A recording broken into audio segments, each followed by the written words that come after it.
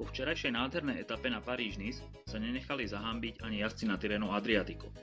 A opäť boli hlavnými protagonistami jazdci Tinkoff. K ním sa pridal Ethic Quick-Step a Michal Kwiatkowski z Team Sky. So sedmičkou jazdcov týchto tímov sa zviezol a napokon aj najviac vyťažil Greg Van Avermaet z BMC. Ale po poriadku. Etapa začala tradične únikom šestice jazdcov.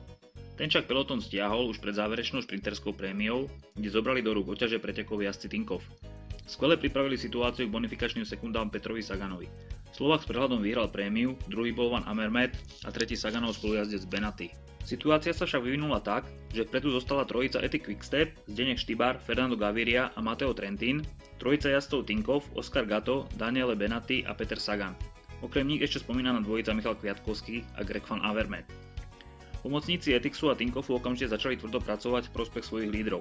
Dokonca sa pridal aj Gaviria, ktorý obetoval svoje umiestnenie v etape v prospech Štibara. Postupne odpadli všetci pomocníci až na Gatta a tak museli prevziať iniciatívu lídri. Až na Van Avermaeta všetci poctivo pracovali a nakoniec si tesný náskok do cieľa udržali.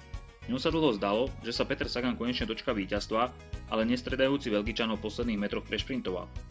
Ak by Sagan a Van Avermaet dorazili do cieľa vo vrátenom garde, v celkovom poradí by na tom boli pred záverečnou časovkou úplne rovnako. Takto má Van Avermaet dobrú 7 sekúnd na Štibara a ešte o sekundu viac na Sagana. Slovenský cyklista si upevnil vedenie o červený dres, ktorým už nikto nevezme.